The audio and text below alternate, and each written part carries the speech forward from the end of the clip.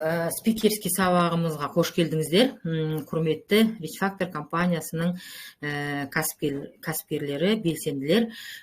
Жалпы бізде әр дүйсенбі күні болатын сабақ сағат 10-да басталады. Енді бүгін кішкене күтіп қалдық, айып етпеңіздер. Менің есімім Шолпан, мен осы Rich Factor компаниясындағы белсенді партнермын. Алға қойған мақсатыма, миссияма, құндылығыма және осы тура осы жерден таптым десем болады, жалғастырдым десем де болады. Так, енді бизнестегі миссия және бүгінгі біздің тақырыбымыз бизнестегі миссия және құндылық. Нақты мақсат қою. Бүгін бізде практикалық жұмыстарымыз болады, лекция түрінде де болады. Сондықтан қағаз қаламдарыңызды алып, өздеріңізге қажет жерлеріңізді түртіп отырыңыздар. Жалпы бүгін сіздер не аласыздар бұл тренингтен? Бірінші, өз миссияңызды анықтауға мүмкіндік. Екінші, бизнестағы құндылықтарды дұрыс құру. Үшінші, нақты және өлшенетін мақсаттар қоюға мүмкіндік аласыздар, және шынайы көшбасшылық ретінде ойлануға бағыт аласыздар. Енді миссия деген не? Жалпы осы әдемі сөзді естіп жатамыз, бірақ та онша мән бермей жататын кездеріміз болады. Жалпы миссия дегеніміз ол сіздің не үшін осы іспен айналысатыныңызға себеп. Бұл сіздің ішкі жан айқайыңыз, өмірлік мақсатыңыздағы жасап жатқан ісіңіздің көрінісі. Ол не деген сөз? Жалпы миссияңыз, мына икигай дегенді естіп жатамыз, өз миссияңызды анықтау үшін ең алдымен икигайды анықтап алу керек. Икигай деген ол мына жапон халықтарында көп пайдаланатын, айтылатын дүние. Ол туралы естіп жатамыз, бірақ та мән бермей жатамыз. Сол өзіңіздің миссияңызды анықтау үшін ең бірінші икигайыңызды тауып алуыңыз керек. Икигайды анықтау үшін 4 сұрақ. Осыны өздеріңізге жазып алыңыздар. Содан кейін практика кезінде қазір не десіздер? Жауап бересіздер. Бірінші сұрағымыз: мен нені жақсы көремін? Екінші сұрақ: менің қолымнан не жақсы келеді? Мен нені жақсы істей аламын деген сөз. Үшінші сұрақ: адамдарға не керек? Осы сіздің жасап жатқандарыңыз адамға пайдалы ма деген сияқты. Одан кейін төртінші сұрақ: жалпы адамдар осы жасаған нәрсеме төлейді ма? Ақша төлейді ма сол мен жасаған нәрсеме? Бұл сіздің икигайыңыздың негізгі қағидасы десек болады. Жалпы икигайда миссиядан айырмашылығы бұл сіздің өмірлік мәніңізді, яғни таңертең тұруға себеп болатын, сізге қуаныш әкелетін, сізге шабыт әкелетін, мағына беретін нәрсе. Ертең неге шабыттанып, қуанышпен тұруға түрткі болатын дүниеді. Бұл былай айтқан кезде сіздің мысалы егерде сіз дәмді тамақ дайындай алатын болсаңыз, басқаға оны үйрет алсаңыз, басқалар сізге оны ол үшін ақша төлей алатын болса, бұл сіздің ішкі жан дүниеңіздің өмірлік әрекетіңізбен тепе-теңдігі.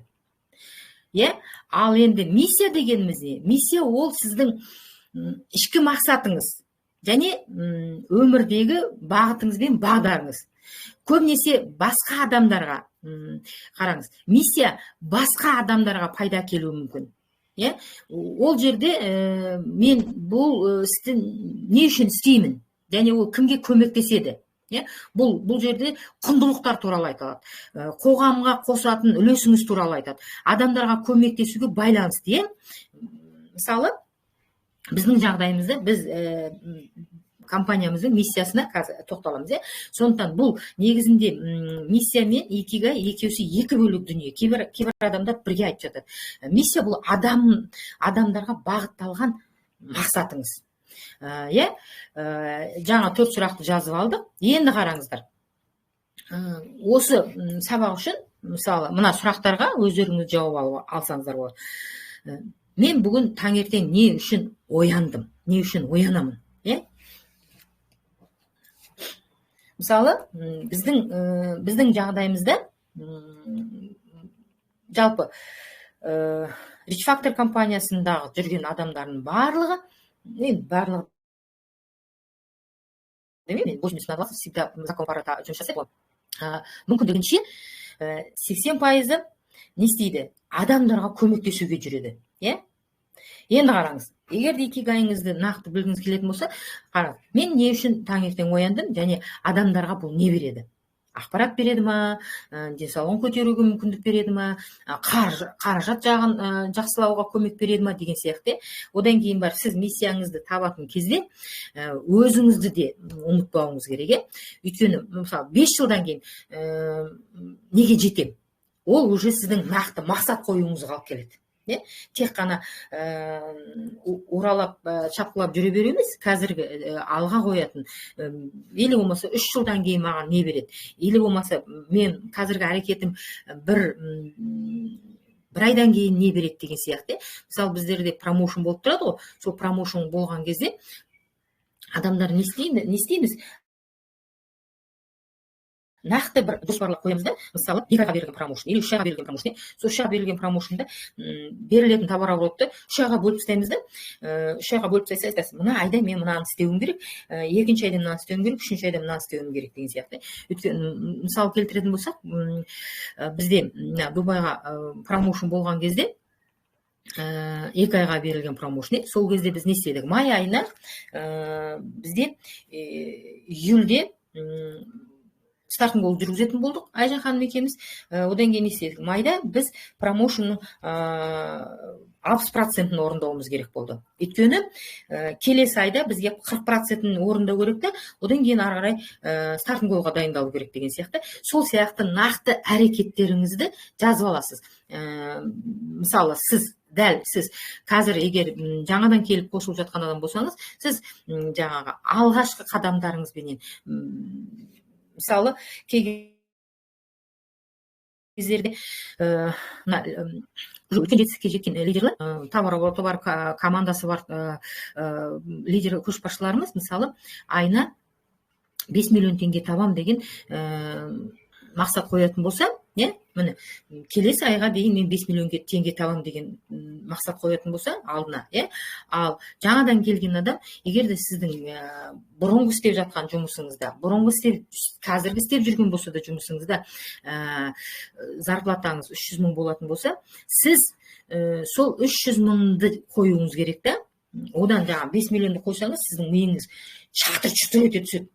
Кәдімгі молния болады да. Қош, демалшы дейді да, сөнгенің миыңызбен, өзіңіз әрекет жаңағы неге күреске түсіп, жеңіске ұшырауыңыз мүмкін. Сондықтан сіздің, мысалы, емкість дейміз, ойлау емкісі дейміз ғой, мына кесенің ішіне 200 грамм ғана су құяды. Мен бірақ бұған 1 литр су құйғым келіп кетеді. 1 литр су ішім керек, мен бүгін 1 литр ішім керек. Олай емес, сіз мынаны алдымен ішіп аласыз, соны тағы құясыз. Мынаны ішіп аласыз, тағы құясыз. Сол сияқты да өзіңізге қойған сұрақтарыңыз, сіздің мақсатыңызға сәйкес болу керек. Одан кейін барып, тағы да 4-ші өздеріңізге қою керек сұрақтарыңыздың бірі, бұл істі егер ақша төлемесе де мен істермедім. Мысалы, Айжан ханымыз екеуміздің миссиямызды айтайын, ойбу, жарайды, жақсы. Айжан ханым екеуміз, бізге мысалы стартын голға ақша төлеу жатқан жоқ. Бірақ ақша төлемесе де істеп жатырмыз. Шымкентте барып жаңағы стартын гол өткізіп келдік. Бұл жерде де өткізіп жатырмыз. Ол үшін маған ақша төлеу жатқан жоқ, бірақ біз істейміз да, өйткені біздің миссиямыз компанияның алдында, халқымыздың алдында біздің артымыздан ілесіп жатқан команданың алдында, жалпы адамзаттың алдында десем де артық айтпайтын шығармын, ол біздің миссиямыз. Ақша төлемесе де істеп жатырмыз. Демек, осындай өз сұрақтармен анықтап алсаңыздар болады. Мысалы, миссиялар қандай болуы мүмкін біздің компанияда? Өз миссияларыңыз қазір анықтайсыздар. Мысалы, мынандай болуы мүмкін: адамдардың денсаулығын жақсартуға үлес қосу. Келеді ғой, келеді. Сіздің әр әрекетіңіз, егер де сіз ақша төлемесе де оны істемейтін болсаңыз, ақша төлесе ғана істейтін болсаңыз, ол уже икигайға кетеді. Жаңағы жақсы көресіз, қолыңыздан келеді, адамдар сізге тыңдайды, ақшасын төлейді, онда уже сізде икигайыңызға кетуі мүмкін. Ал егер ақша төлемесе де істеймін десеңіз, ол уже сіздің миссияңызға кетеді. Или болмаса, жаңағы үйде отырған келіншектерге или жаңағы жұмыссыз отырған адамдарға қаржылық еркіндікті ұсыну, басқа адамға көмектесе отырып қаржы табу жағдайын көрсету. Ол да миссияға жатады. Өйткені сіз басқа адамға көмегіңізді ұсынып жатырсыз. Немесе қазір прям 100% келеді десек болады. Біздің істеп жатқан жұмысымызға ауырып еміз дегенше ауырмаудың жолын іздеуді насихаттау. Бұл да біздің миссиямыз. Негізінде енді қараңыз. Құндылықтар. Бизнестегі құндылықтар, егер ол құнды болмаса, кез келген нәрсе, мына кружкамды көрсетіп қоймай қойдым да, мына кружканың өзінің құны бар, құны, бағасы, и құндылығы бар. Сол сияқты кез келген әрекеттің өзінің құны бар және құндылығы бар. Құны, мысалы, допустим, сіздер жасап жатқан әрекеттеріңіздің құны ол сіздердің уақыттарыңыз. Немесе компанияға келдіңіз, өнімді сатып алдыңыз. Допустим, протокол номер 1-ді 264 мың теңге сатып алдыңыз. Ол әр өнімнің өзінің құны. Ал енді құндылығы ол жаңағы беретін нәрсесі. Ол сіздің денсаулығыңызға мықтылық береді, дерттеріңізден айығуға мүмкіндік береді, клеткаңыздың барлығының мықты болуына мүмкіндік береді. Жаңағы айтқан ауырып еміздемей, ауырмаудың жолын іздеуге құндылық береді. Құны бөлек, құндылығы бөлек. Біздің айтып жатқан нәрселеріміздің барлығының құнынан құндылығы өте жоғары.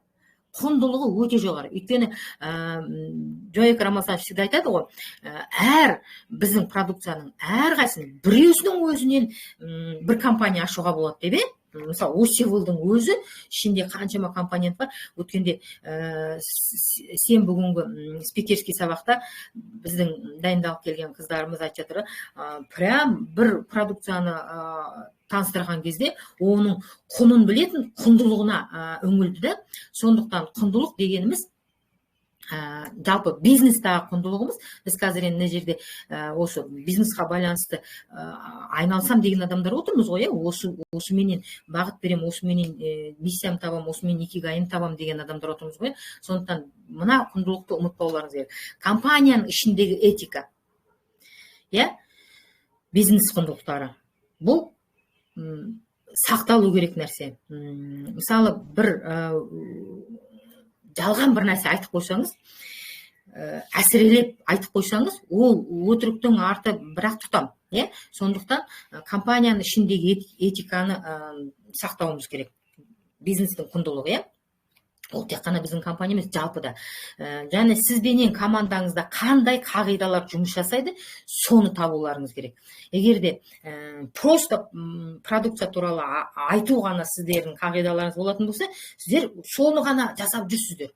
Кей кездерде, мысалы, қараңыз, адамдардан сұраймыз ғой, сіз не үшін келдіңіз, қандай алға қойған мақсатыңыз бар дегенде, мен адамдарға көмектескім келеді, жаңағы ақпарат алғым келеді, түсіндіріп айтқым келеді.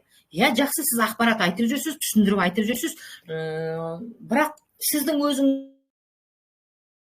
командаңыздың қойған алдыға қойған қағидаңыз сол, соны орындап жүрсіз.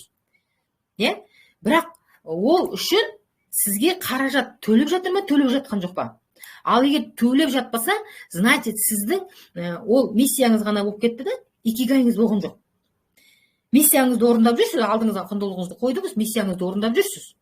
Но сіз икигайыңыз емес та, икигай жаңа айттым, сіздің жасаған нәрсеңізге адамдар ақша төлеуге дайын ба? Енді жалпы мысалмен келтіретін болсақ, біздің Rich Factor компаниясының құндылығы қандай? Rich Factor компаниясының құндылығы, мысалы, денсаулықты бірінші орынға қоямыз, солай ғой? Солай. Одан кейін біздің құндылығымыз, біздің компанияның құндылығы адалдық пен ашықтық. Өзіміздің ісімізге адалмыз, жаңағы жасап жатқан әрекеттерімізге адалмыз, және біз ашықпыз. Қай кезде кім қандай сұрақтарын қояды? Кей кездерде бізде өзіміздің клиенттеріміз басқа клиенттарға сұрақ қойған кезде оны айтып жатамыз. Сондықтан біздің компанияның құндылығы адалдық және ашықтық, және кәсіби өсу. Кәсіби өсуге біз не істеп жатырмыз? Міне осындай онлайн сабақтар өтеміз, офлайн сабақтар өтеміз, сенбі күндері стартинг-бол өтеміз, офлайн. Енді бұйырса мүмкін 1-2 айда уже офлайн стартинг-болға да көшетін шығармыз. Бірақ та дегенмен де ұстап ішкен әдемі да. Сондықтан онлайнға қарағанда офлайн сіңімдірек болады. Одан кейін командалық рух. Командалық рухты көтеруге компания қолынан келгенін бәрін істеп жатыр. Лидерский советтерге де демалыс ұйымдастырып жатыр.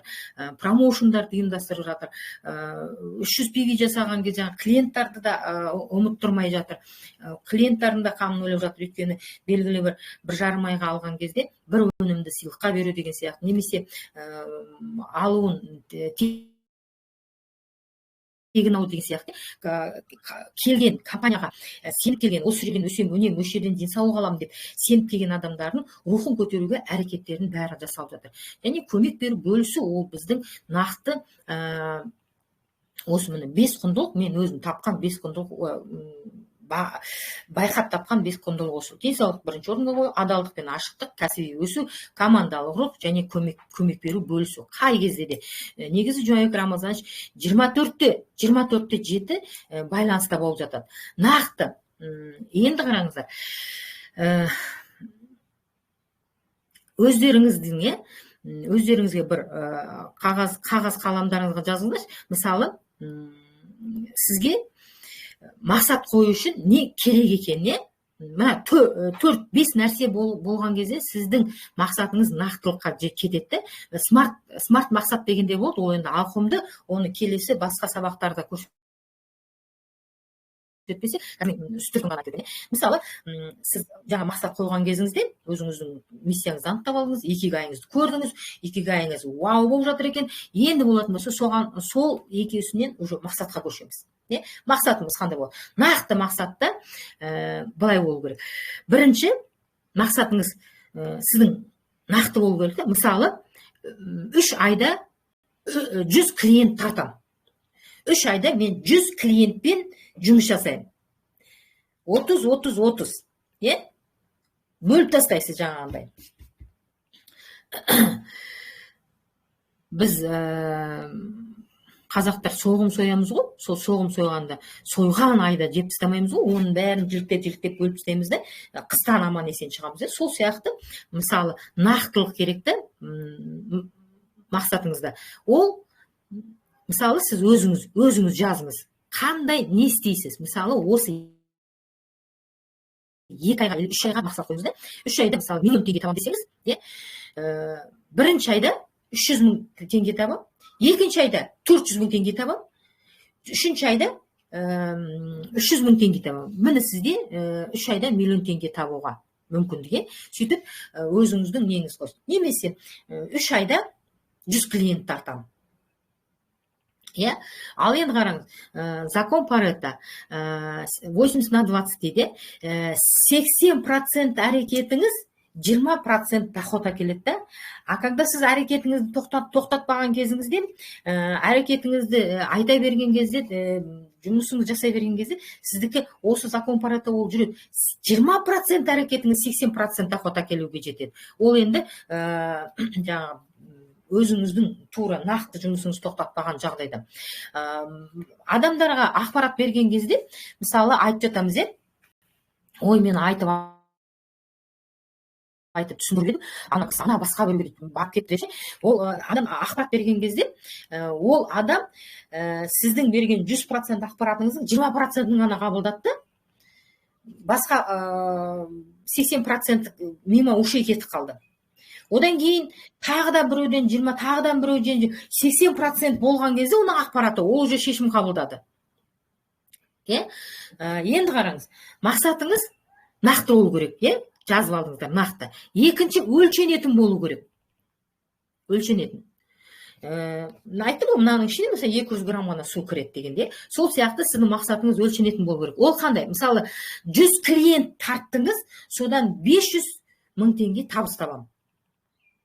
500 мың теңге табыс табам. Или болмайтын болса, сіз айтасыз, бүгін мен бүгінгі күнге сіз мақсат, или осы аптаға мақсат қойдыңыз деген, осы аптада мен 300 мың теңге 300 мың теңге ауыр болып жатса, допустим, 100 мың теңге осы аптада, или 200 мың теңге, 100 мың теңге совсем арзан. Өзіміздің немізбен айтып кеттік. 200 мың теңге табыс табам дедіңіз, 200 мың теңге табыс табу үшін, мысалы, сізге қанша клиент керек?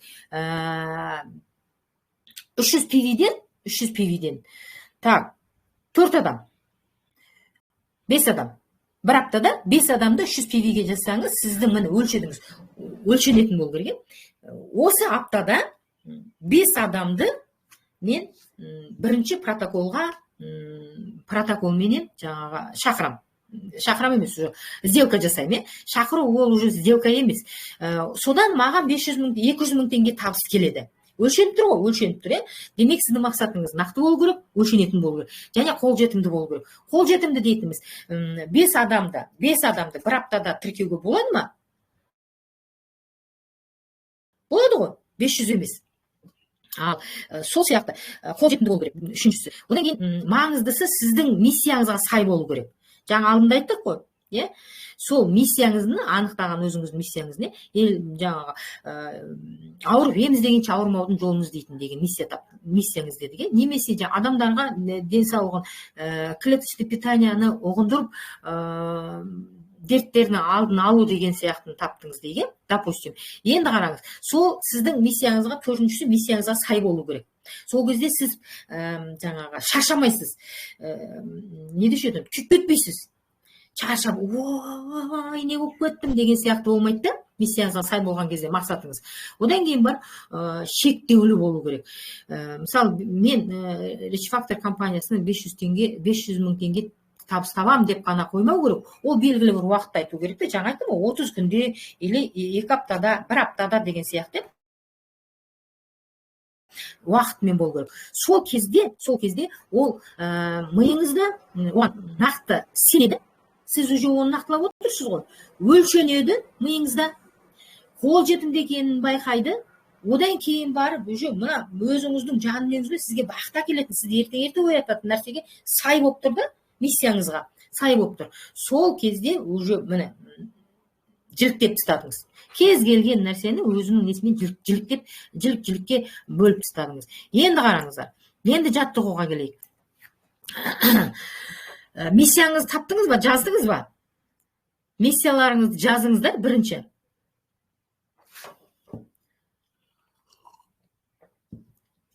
Егерде неге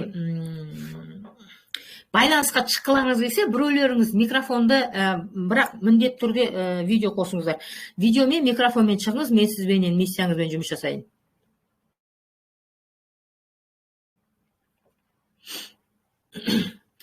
Жиырма жеті адамның ішінде кім батыр? Кім Әлия? Кім Мәншүк? Бар ма?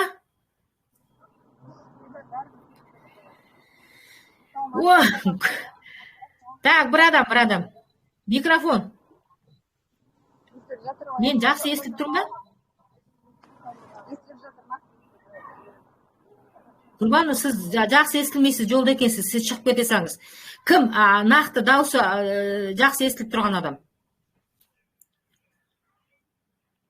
Роза ма? Роза? Жақсы, ал Роза. Қайырлы күн. Аха, қайырлы күн. Так, Роза, сіз нені жақсы көресіз? Икигайыңыз жұмыстасайық. Нені жақсы көресің?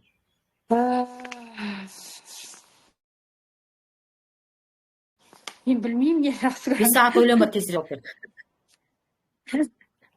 Мысалы, мына қара, мысалы мен айтайын, мысалы мен өлең айтқанды жақсы көремін да, жалпы ше. Өлең айтқан прям бар оқы. Сол өзім жақсы көретін болған, мен қасыма өлең айтатын адамдар жүреді да. Өлең айтқанды жақсы көремін. Бірақ ол мен қолымнан келмейді, өйткені мен өлең айтқан кезде айтпай-ақ қойшы дейді да. Или мәсін ана неменеге бір отырыстар болады ғой өзіміздің кездесулер, сонда айтады ғой қалжыңдап, сен отырыстың соңында айтшы, сол кезде елдер тез тарап кетеді деп. Өйткені мен қолымнан келмейді, дауысым жоқ дегендей ше. Адамдарға ол керек емес та, керек емес менің өлең айтқан. Но мен оны жақсы көремін өлең айтқанды. Маған адамдар өлең айтқаным үшін аузымды жабу үшін ақша төлеуі мүмкін да. Ол мен икигайым емес та. Ал енді менің подружкам, Қарлаш деген. Ол өлең айтқан өте жақсы, қолынан келеді. Ол өлең айтқан кезде бар оқа, сен неге мұғалім болып жүрсің дейді. Сен сахнада тұруың керек қой дейді. Қолынан келеді. И одан кейін ана кейде той томалаққа барған кезде енді өлең айтады, сол кезде оған ақша төлейді. Адамдар оған ақша төлейді. Адамдарға оның айтқаны прям керемет па? Сондықтан бар ғой, оның икигайы да, бірақ оның мамандығы ол емес, оның миссиясы ол емес. Икигайы сол да. Сондықтан, или мен тағы бір мысал, менің бір танысым болған, жекжатым, ол тамақ жасаған күшті жақсы көреді да, и жоқтан бар жасайды да, тамағы деген дәмді прям. И ол не істеді? Сол жасап алдында өзімізге жасайтын бүйтіп нетіп жүрді да, кейін жаңағы автобусный күйеу автобус ойды, соның автобусына күйеуіне тамақ апарып жүргенде қасындағылар айтады, ой, бізге де әкелші дейді. Оларға да апарып жүрді. Сол оған ақша төледі. Сөйтіп ол қазір мысалы жарайды, өзінің бір кафесі бар. Міне икигай. Ол жақсы көреді, қолынан келеді, адамдарға керек оның тамағы, и оған ақша төлейді. Міне икигай деген сол да. Сондықтан Роза, сен нені жақсы көресің? Айтпесе жаз, прям. Бәрі сіздер жазып отырыңыздар. Роза айтып отырсын, нені жақсы көресің? Тез Роза.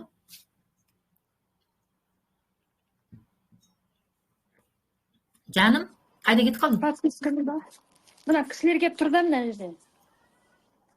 О, мен бағанан бері сен не істеп отырмын? Қыздар, қараңдар, продуктивный болу үшін или жасау керек та, қазір.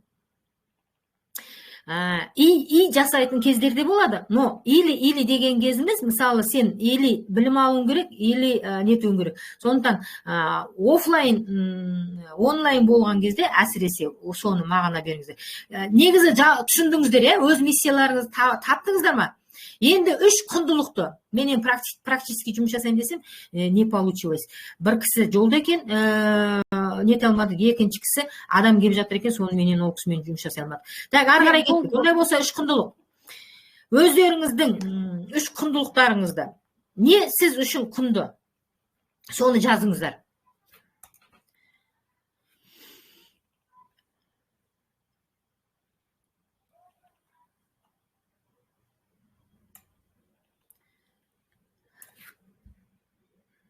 Кім айта алады 3 құндылығын? Бір айға арналған дейді, міне ай енді почти басталады ғой, сол үшін сізге 3 құндылық. Не сізге құнды болып тұр? 10 құндылықта жазуға болады, 100 құндылықта жазуға болады, бірақ та сіздің миыңыз шытырлап кетпеу үшін, шатыр-шүтір болып, есіңізді аударып тастамау үшін 3 құндылықтан бастауға болады. Мен батырлар жоқ па? Жарайды, жақсы, өздеріңіз сіздер үшін керек қой олшы. Қараңыздар, миссияларыңызды анықтайсыздар, оны тауып алдық, қалай істейтіндеріңізді. Үш құндылықты анықтайсыздар, оны жазасыздар. Жазу керек та, орындалатын вселенныйға жаңағы запрос жасайтынымыз орындалатыны, ол сіздің қаламмен қағазға жазу, е? Сіздердің қолдарыңыз, терілеріңіз барлығы через вот это моторику барлығы нету керек. Неге мысалы балабақшада көбінесе пластилинмен жұмыс жасатқызады, өйткені осыны дамытады да, ал бізде уже дамыған ғой, сондықтан жазған кезде ол уже нетеді. Одан кейін діни неменеде де айтылады ғой, қалам мен ненің ортасында орындалу қасиеті бар, сондықтан үш құндылықты өздеріңіз үшін жазасыздар. Одан кейін 30 күнге арналған бір мақсат қойыңыздар. Мысалы 30 күнде 30 күнде 300 мың теңге ақша табам дегенде, осы айда қосымша доходпенен 300 мың теңге табам деген. Одан естеріңізді сақтаңыздар. Қосымша доход дедіңіз ба, ол қосымша болады. Основной негізгі доход дедіңіз ба, ол негізгі доход болады. Мысалы, бізде жасыратын жоқ, көп адамдар Ричфактың компанияда сетевойда жүрген кезде сонда айтады, мен қосымша доход үшін келдім, мен қосымша доходым ғой дейді, сөнген барып айтады, маған неге ақша түспейді дейді. Сіз қосымша деп өзіңіз сигнал беріп қойғансыз мозгқа, миыңызға, уже сіз не беріп қойдыңыз, бұйрық беріп қойдыңыз. Менің негізгі жұмысым балабақша. Менің негізгі жұмысым жаңа сату, базарда тұрып. Ричфактор ол қосымша, ол екінші, ол уақыт болса, болмаса деген сияқты. Одан кейін айтады, мен ричфакторда жүрген, мен ақша тапқан жоқпын дейді. Сондықтан мына жерде мақсат қойған кезде, нақтылауыңыз керек. Мен осы айда мынанша адамменен жұмыс жасаймын, сонша адамнан мынанша ақша табамын. Жаңа айтып кеттім, оны қайталамай қой. Смарт мақсат дегеніміз сол 5 нәрсемен келеді. Сондықтан міне осы миссияларыңызды анықтап солай етіңіздер. Енді қараңыздар, жалпы шынайы көшбасшылық деген әңгімеде, ол сіздің ойлауыңызға байланысты. Көшбасшы, мен үстіртін, мына именно миссиямызға байланысты айтып жатырмын. Негізі көшбасшының тақырыбы айдарай, ой Алатаудың бөктеріне барып өтетін дейді дүниелер ғой. Сондықтан бар уақыт негізгі мынандай дүниелер бар да. Мысалы, команда, бұл сіздің жаңағына миссияңыздың төңірегінде жасалып жатқан дүниелер, икигайыңызды анықтаңыз. Егер икигайыңыз сізде адамдарға көмектесу болмаса, онда әңгіме басқаша. Сондықтан бірінші өзіңіздің моделіңізді анықтауыңыз үшін мынандай командама қалай көмектесе аламын. Допустим, осы Ричфактор компаниясында Айжахан екеуміз енді компанияға қалай көмектесе аламын деген бізде не болды, сұрақ болды. Компанияға қалай көмектесе аламыз. Компанияға біз өзіміздің білімімізбен бөлісіп көмектесе аламыз. Келген адамдарға старт қалай жасауға болады,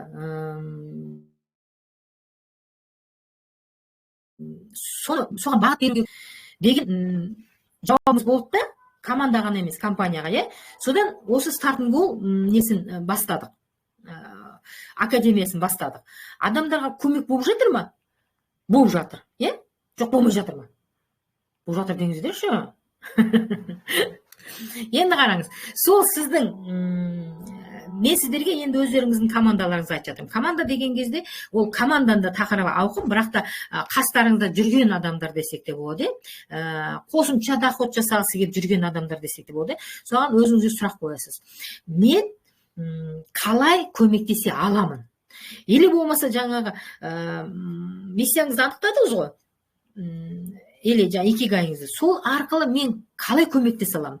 Не істейсіз сіз? Сөйлей беруіңіз керек та, айта беруіңіз керек. Ол анау біреу айтқан кезде шалқадан түсіп, мен деген айтсам ол тыңдамайды, мен оған жақсылық тілесем, жасын десем, ол деген бүйтті деп емес. Сіздің не істей аласыз? Сіз айта бересіз.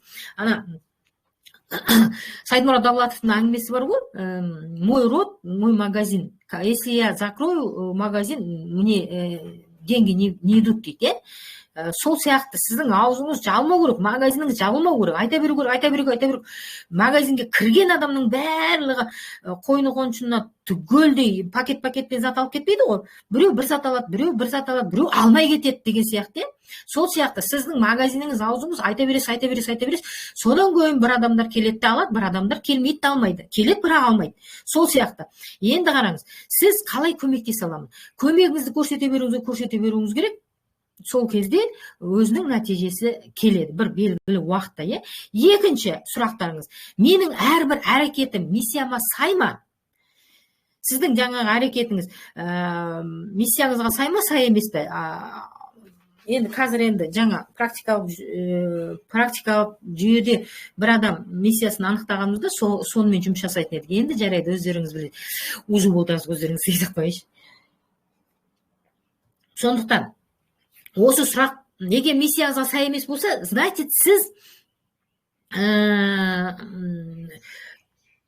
көшбасшылық моделіңізді қайта қарауыңыз керек та. Маған неге адамдар келмей жатыр, или мен неге осы қолына келмей жатыр деген сұрақ емес. Менің әрекетім сай ма? Егер сай емес болса, онда әрекетті сай қылу керек. Мысалы, допустим, сіздің жаңа айттық қой, осы айда 300 мың теңге табыс табу деген мақсат қойсаңыз, сіздің әрекетіңіз соған сай ма? Әрекет дегеніміз не? Сіз звонок жасауыңыз керек, сіз шақыруыңыз керек, сіз айтуыңыз керек, сіз соцсеттарға шығуыңыз керек, сіз тоқтамауыңыз керек та. Енді жазып қойып, ана келмеді деп әңгіме айту емес. Менде мысалы бір клиентім айтады да, мен артынан, ол клиент енді видеоларда результаттарын айтып жүрген, мен дейді, артынан адам баламды жаздым ғой, маған компания ақша төлемейді дейді. Әрекеті жаңағы несіне сай емес, сұранысына сай емес. Өйткені ол баласын жазған кезде өзі 25% жеңілдікпен жазды да, еще ол ақша сұрап отыр да. Біреулер мынандай болады да, мен әрекет сай еместікке, мысалы, мен дейді келгеніме 1 жыл болды, бірақ неге мен ақша таппай жатырмын дейді. Маған неге структурный түспейді деген адамдар болады да. Мана елдің бәрі айтып жатыр, ай сайын мынандай структурный алдым деп айтып жатыр, маған структурный түспейді дейді. Жаным, саған қайдан структурный түседі, когда сенде артында келген адам жоқ. Или болмаса сен өзің активность жасаған жоқсың. Даже если артынан адамдар келген болса, даже олар ары қарай адамдар кетіп жатқан болса, саған түспейді, потому что сенде активность жоқ та, ай сайынғы. Магазиніңіз жабық тұр да, кетіп қалып жатыр ғой адамдар былай. Сондықтан бір уақыт әрекетіңіз миссияңызға сай болған кезде, одан кейін барып, мен үшінші сұрақ, өзіңіздің көшбасшылық моделіңізді анықтау үшін, тағы да үшінші сұрақта, қиындықты қалай мүмкіндікке айналдырам?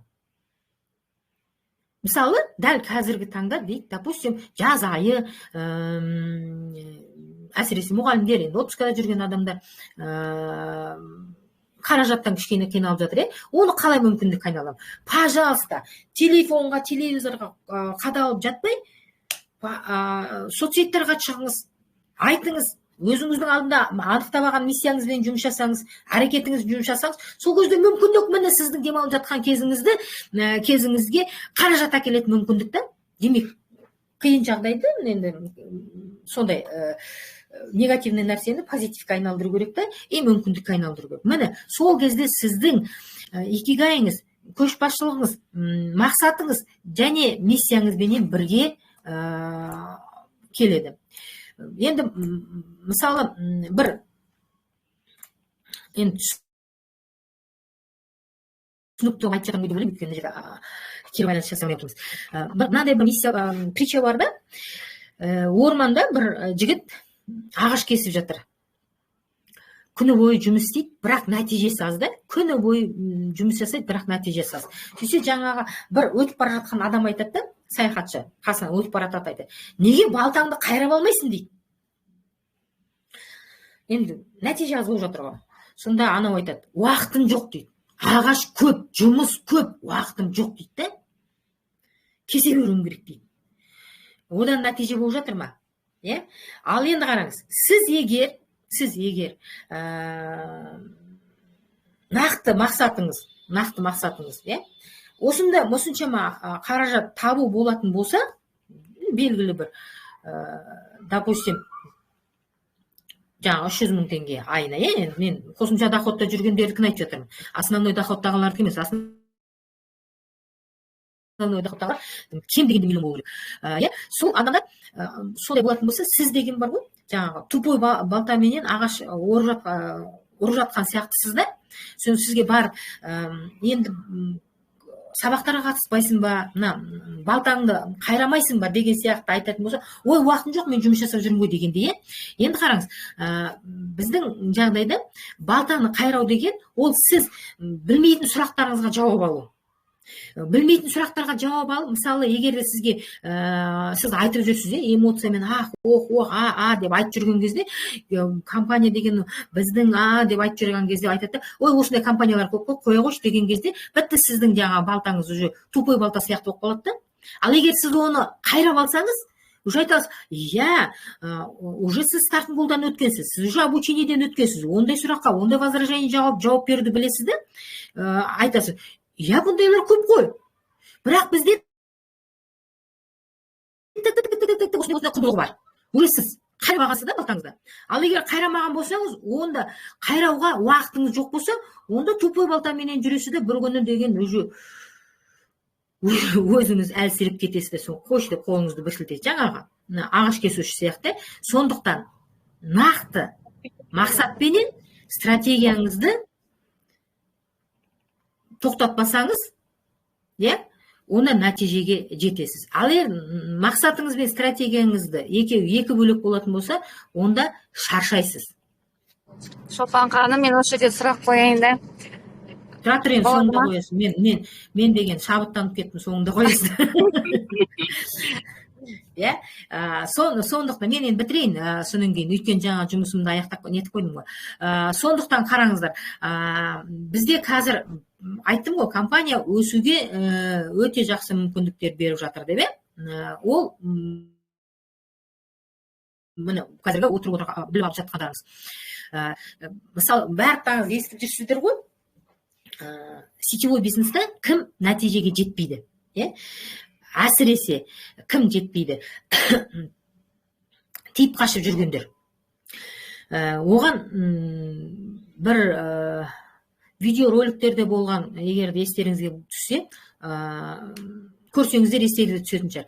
Екі адам, андай немнені қазып келетеді, біреусі сөнген, шашетті бұрылып кетіп қалады. Екіншісі қаза береді, алтынға жетеді.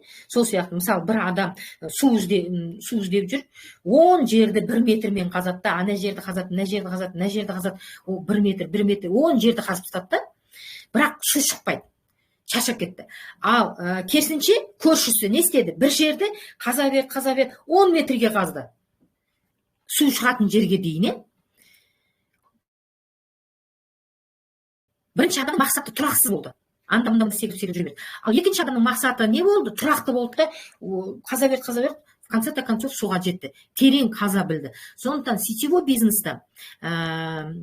бизнесте ол адам нәтижеге жетеді, когда тұрақты болған кезде.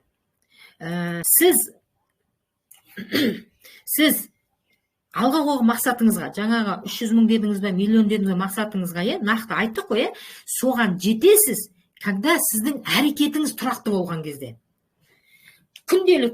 Күнделікті әрекетіңіз тұрақты болған кезде, бір күн жұмыс жасап, 2-3 күн қойып, бір күн айттыңыз бір адамға, одан кейін 5-6 күннен кейін, или бір айдан кейін, мен айтпақшы, мен осы дүниені айтуым керек қой деп есіңізге түсіріп айту емес, тұрақты, күнделікті бір әрекетіңізді тұрақтылыққа айналдырыңыз. Екі әрекетіңіз тұрақтылыққа айналдырыңыз. болдыруыңыз керек. Сондай. Сондықтан мына жаңа айтқандай, мысалы миссияңыз бен икигайыңыз екеуісі қатар жүрген кезде, мысалы миссияға сізге ақша таппайды, ақша төлемейді, бірақ сізге бақыт әкеледі. Сіз үшін құнды да. Бұл жерде басымдылық миссияда құндылықтар, көмек көрсету, өзгеріс әкелу. Ал икигайыңызда ол жерде қызығушылық, сіздің қабілетіңіз, табысыңыз және ләззатыңыз. Ақша бергенде ләззат болып қалды, красота болып қалды. Сол сияқты жалпы нені қамтиды миссия? Адамға пайда, қоғамға үлес қосу. Ал икигайыңыз болса, ішкі қуанышыңыз, өміріңіздің мағынасы. Енді қараңыз, пайда әкелуменен, қоғамға үлес қосуменен ішкі қуанышыңыз, өмірлік мағынаңыз бір болған кезде сізде не болады? Миссия плюс икигай мағыналы өмір. Егер сіздің икигайыңыз миссияны жүзеге асыратуға көмектесетін болса, сіз әр күн бақытты боласыз. Әр сәтте қоғамға пайдалы әрекет әкелесіз. Әр әрекетіңіз табысты болуға алып келеді. Сіздермен бірге болған Шолпан Қасымжанқызы. Осымен мен тақырыбым бітті. Тәмамданды. Сұрақтар болса енді қойсаңыздар болады.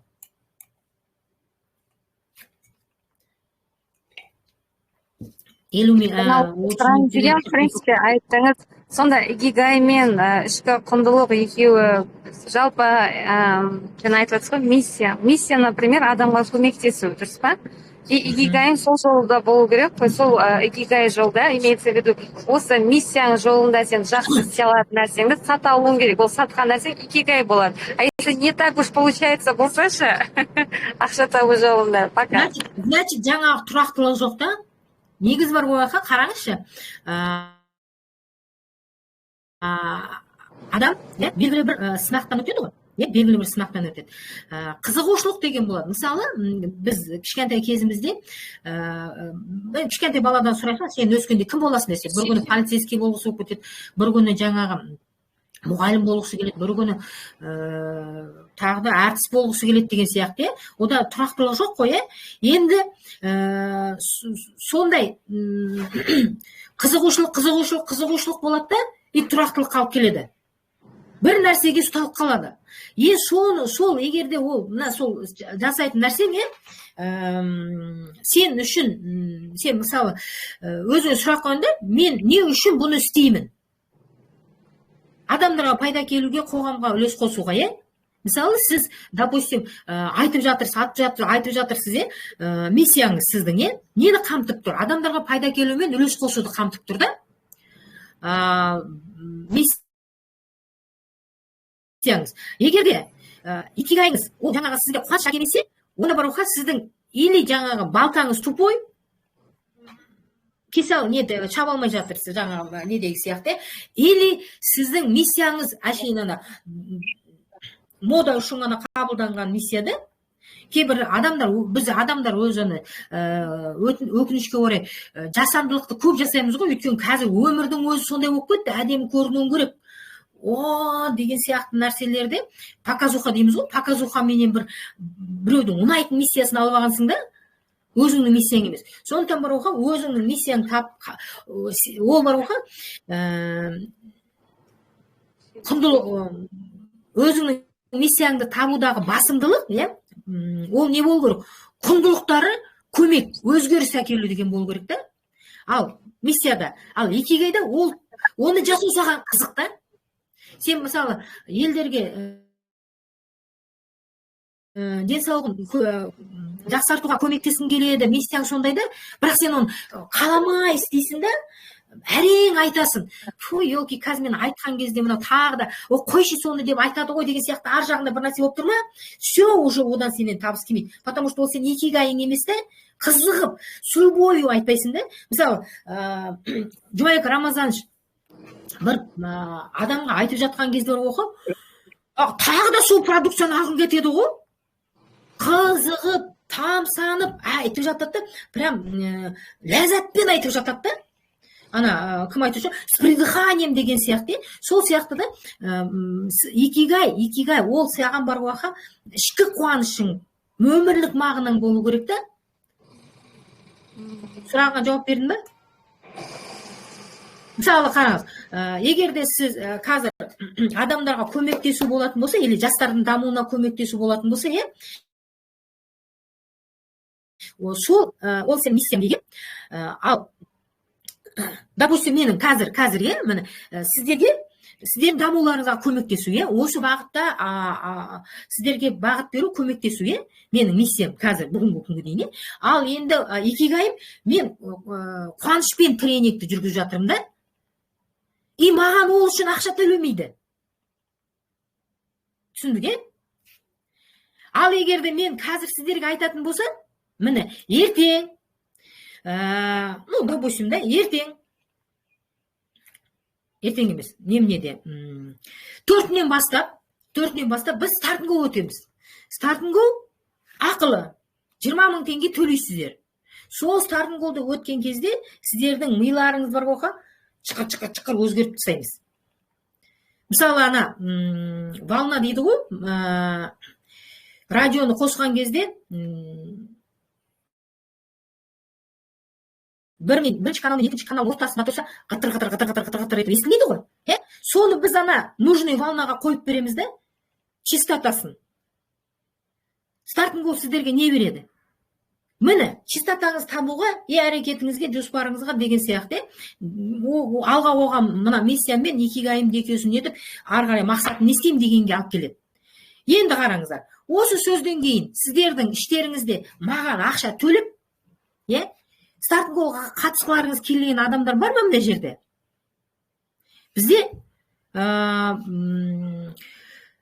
егерде міне өткен айдада болды, стартинг гол келді, ақысын төлеп өттіңіздер, и осы айдада болатын стартинг голға уже бір аптаның ішінде 20 ғана адам боламыз дедік, 20 адам ғана қабылдаймыз дедік, 20 адам уже ақшасын төлеп тастады. Міне икигайымыз. Түсіндік, Сол кезде міне сіздің миссияңыз бен икигайыңыз бірге болған кезде мағыналы өмір, қаражат өзімен өзі келетін өмір болады да. Жаңа айтып кеттім. Так, түсіндіре алдым ба? Сұрақ, жауап алдыңыз ба? Қанағаттандыңыз ба?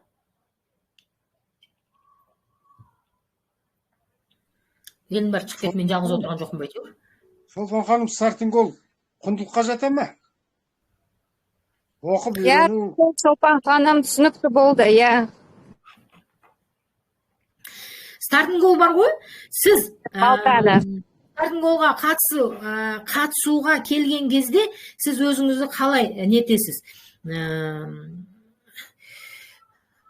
Қандай оймен келесіз? Мен ақпарат алам деген оймен келсеңіз, сіз ақпарат аласыз 100%. Мен осы стартинг голдан нәтиже алып, шешім қабылдаймын деп келген болсаңыз, соныңыз аласыз. Сіздің запросыңыз қандай болады? Сол запросыңызға байланысты болады да. Кейде мысалы қараңыз, бізде өткен жолғы стартинг голда болды, 4 күн қатысып, одан кейін екінші соңғы 2 күнге қатыспай кетті бір кісі, кәсіпкеріміз. Оның запросы не болды? Білім алу болды да, білімін алды, кете берді. Ал сол кезде мысалы капитандарға тапсырма бердік, капитандардың запросы не болды? Командасын алдыға жылжыту. И біз каждый стартинг голда басында мақсат қоямыз ғой, егер де сол мақсатқа жетеді, нәтижесіне жетеді қандай адам? Сол кездегі болып жатқан қиындықтарды мүмкіндікке айналдырып, денежный эквивалентке айналдыра алған. Мысалы, жеңімпаз команда не істеді? Жеңімпаз команда стартинг голға салған ақшасын қайтарып кетті. Өткен әрекеттермен. Сондықтан стартинг гол ол сіздің запросыңыз қандай болады, сол запросыңызға байланысты қызмет етіп беретін дүниеде. Біз всегда айтамыз ғой, біз сіздерге қызмет етіп береміз деп. Сондықтан запрос ол сіздің мақсатыңыз. Нақты қоятын, бағана айтып кеткенді ұмытпаңыздар. Мақсаттарыңыз нақты болу керек, өлшенетін болу керек, қолжетімді болу керек. Мысалы, мен айтпаймын ғой, бүгін космосқа ұшам. Менің мақсатым дейінді, мен бүгін космосқа ұшам. Қой тіресіне космосқа ұша алмайсың да, ол қол жетімді емес та.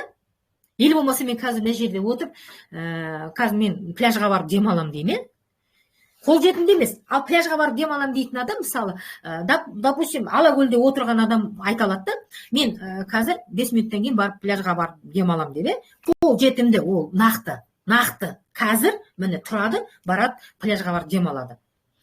Ал менікі де нақты, мен қазір пляжға барып демалам деп тұрмын да, нақты айтып тұрмын. Бұл қолжетімді емес, значит, ол мақсат емес. Сондықтан мақсаттарыңыз нақты болу керек, өлшенетін болу керек. Жаңа айтып кеттім, одан кейін қолжетімді болу керек. Біз мысалы кей кездерде бір 10 миллион туралы, 5 миллион туралы әңгіме айтып жатқан кезде, ана келесі тыңдап отырған адамда уже блок болады да. Өйткені ол үшін қолжетімді емес. Айтып тұрған адам үшін қолжетімді. Өйткені ол содан өтті ғой, өзінің историясын айтып тұрды, ол қолжетімді. Ал тыңдап отырған адам үшін ол қолжетімді емес. Сондықтан осы қолжетімділіктің маңызы. Ал енді оған қалай істейсіз? Мысалы, мен мынаған айтып тұрмын ғой, мен 1 литр су ішуім керек, мынаған су 1 литр құя алмаймын. 1 литр суды іше аламын. Мынаны ішіп тастаймын, құям, ішем, құям, ішем. 5 рет ішсем 1 литр болады. Допустим, да? Енді ол не болды? Сол 1 литр суды мына арқылы ішу үшін, осы пушка арқылы ішу үшін мен істеймін. Әрекетті қайталадым, 1 литр суын іштім. Ал егерде бір-ақ әрекетпен ішсем, ол 1 литр болмайтын еді. Сұрағыңызға жауап алдыңыз ба? Алған сияқтын, бірақ та сон анық мақсат пен құндылық екеуі басқа болып кеткен. Неге? Сіз үшін не құнды? Құндылығыңыз, мақсат не үшін керек? Құндылық үйрену ғой. Қараңыз, Сартинголға барып бір нәрсе үйрену ғой. мақсатыңыз, қараңыз, допустим, да, сіз үшін осы компанияда жүрген кезде ең құнды нәрсе не?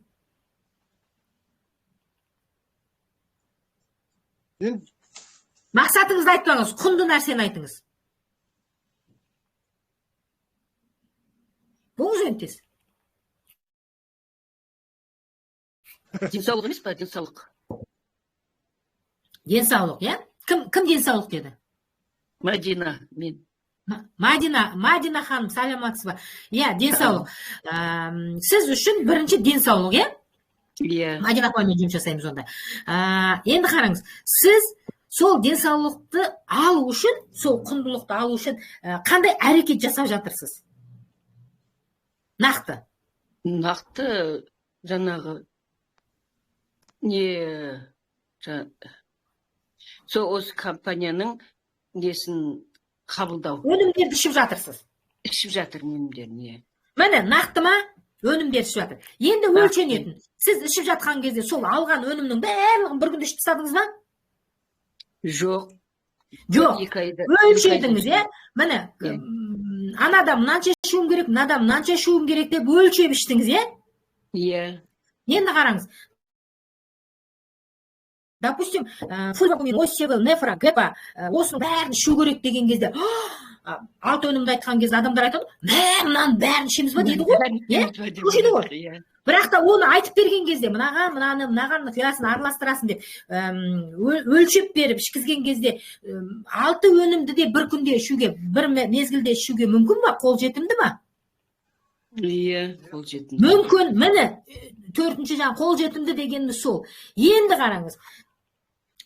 Мына осы әрекетіңіз сіздің жаңағы құндылығыңыз, денсаулық деген құндылығыңызға сай ма? Сай, иә. Сай. Енді қараңыз, уақытпен шектеулі. Біз айтамыз ғой, 4 айда сіз нәтиже аласыз дейміз, осыны 4 айда нәтиже алу мүмкін ба? 4 ай емес, сіз деген алғашқы 1-ші аптадағы нәтижені алып бастағансыз, е? Иә. Вот, сіз құндылығыңызға жеттіңіз. Иә. Сіз құндылығыңызға жеттіңіз, е? Түсінікті, түсініксіз? Түсінікті. Енді тағы да біреулеріңіз құндылығыңызды айтыңызшы, сонымен жұмыс жасап тастайық. Қасымжановна, саламатсыз ба? Ақша. Ақша. Ақша құндылық. Қаражат мәселемді шешу құндылығы, жақсы. Онда сізбен жұмыс жасап Ақмарал ханым. Бірінші, мысалы 3 айда қанша қаражат тапқыңыз келеді? Жазыңыз. 3 айда ма? Или 1 айда. Өзіңіз мақсатыңыз жазыңыз. Нақты мақсатыңызды нақты өзіңіз жазыңыз. Мен емес, сіздікі ғой. 1 айда қазір мен жететіні былай алып жүргеніміз да, былай ояқ-бұяғын есе 1,5 миллион. Айтыңыз, онда ақы емес, просто айтыңыз. 1,5 миллион. Біз біліп қоямыз әйтпесе. 1 миллион, 5 миллион.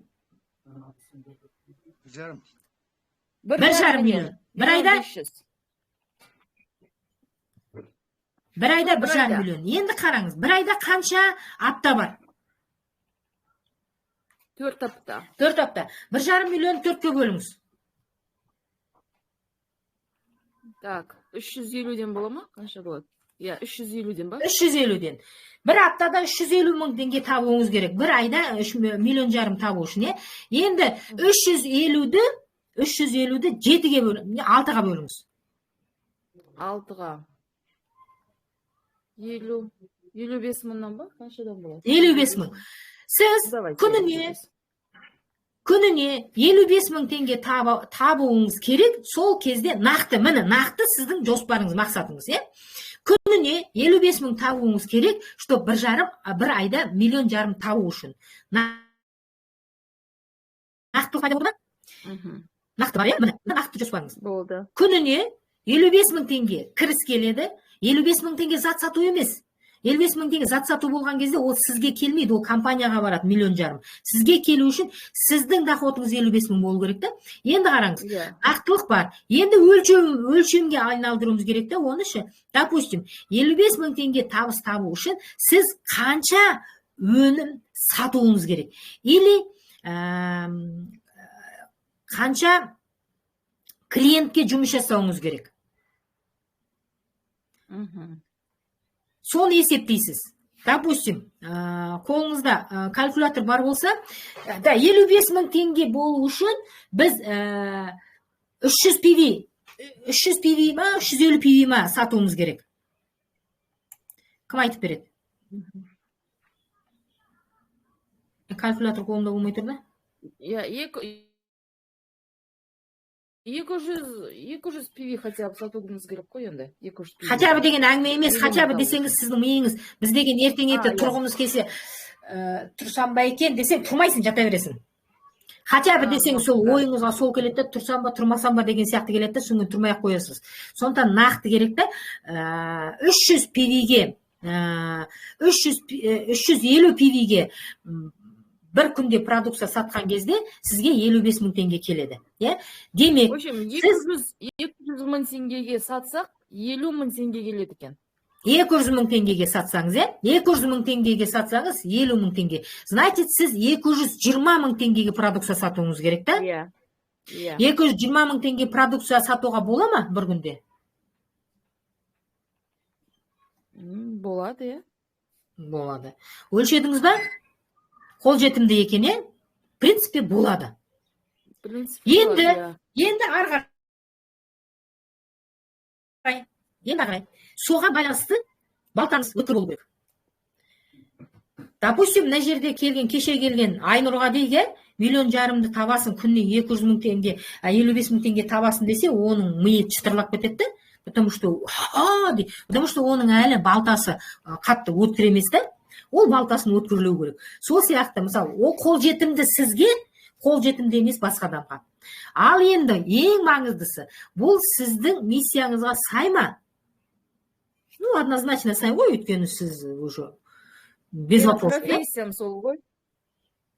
Профессиям сол. Мамандығыңызда сол. Сіз әңгіме айтқан кезде сіздің соцсеттармен, басқамен әңгіме айтқан кезде тіл салақтап өзі-ақ кете береді. Просто біз адамда мынандай нәрсе, рұқсат беру деген нәрсе бар да, біз өзімізге рұқсат бермей қаламыз да. Я еще не готова, ты что деген сияқты. Сондықтан алдымен өзіңіз нету керек, дайын болуыңыз керек. Сіздің нақты мақсатымыз шықты, өлшедік, осынша адамға продукция осынша сатуымыз керек екен күніне. Ал енді оны сату үшін әрекетті сіз айтасыз. Мен күніне закон Паретто всегда ол бар ғой, оны ойлап табылмаймыз. Ол уже өлшеніп ойланып тастаған дүние ғой. Сондықтан закон Паретто ол жұмыс жасайды. Сонда қараңыз, күніне бір адамды подписать ету үшін сіз күніне кем дегенде 5 адамға полноценный информация беруіңіз керек. Ал енді күніне 5 адамға полноценный информация беру үшін 20% 20 адамға 20 адамды кездесуге шақыруыңыз керек, кездесуіңіз керек. Касание жасауыңыз керек, 20 адамға касание жасауыңыз керек деген сияқты. И сол кезде уже даже если бұл жерде қатық баған қағида жоқ қой. Мысалы, сіз осы жасаған дүниеңіз сізде ертең 110 мың теңге әкелуі мүмкін. Мен 50 мың теңге бүгін таппадым деп шалқадан түспеу керек, потому что ол касанияға да байланысты болады. И уақыт шектеулі, міне бір айда табам дедіңіз, сол бір айда табасыз. Но ол үшін жаңағы 10 метрлік тереңдікке қазған сияқты тұрақты болу керек. Әрекетіміз тұрақты болу керек. Жаңа айттым ғой, сетевой бизнесте кім нәтижеге жетпейді, который 1 метрден қазып құтығыз деген адам сияқты секіріп жүре берген адам. Ал бір жерде нақтылық тапқан адам, ол нәтижеге жетеді. Сұрағыңызға жауап бердім ба? Иә. Рахмет, Алла разы болсын. Так, болдық па, жоқ тағы бір сұрақ бар ма? 1 сағат болды отырғанымызға.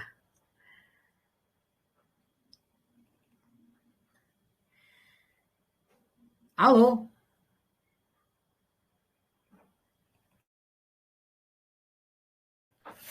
Так, мұнда болса, сұрақ жоқ болатын болса, баршаңызға рахмет. Жасап жатқан әрекетіңізге сізге көп рахмет. Сабағыңыз өте әдемі болды. Жеткілікті болды миымызға. Рахмет. Алла разы болсын сізге, Шолпан ханым. Күшті, как всегда. Рахмет. Енді бір хабарландыру айтайын. Бізде стартинг голда бір орын бос. Бір орын. Бізде негізі 20 адам еді ғой. Чимкентте бір жазылып, ақшасын беріп қойған адам. Бір жағдайлар болып, келесі стартинг голдарға қатысатын болды. Бір орын стартинг голға бос. Егер де 4 тамыздан бастап өтетін бір апталық стартинг голда өтем дейтін адамдарыңыз болсаңыздар, наставниктеріңізге хабарласыңыздар, ол кісі бізге хабарласып, сол орынға кіруге мүмкіндіктеріңіз бар. Гүлшат Тұрсынбекованың командасында бір қыз шығып кетті. Сіздермен бірге болған Шолпан Қасымжанқызы, аман болайық, сау болайық, еліміз аман, жұртымыз тыныш болсын, жасап жатқан ісіміздің берекетін берсін, әр қашанда алға жылжудан тайынбайық, балтамызды қайрап жүрейік, әрекетімізді тұрақты етейік. Сау болыңыздар. Аумин, айтқаныңыз келсін.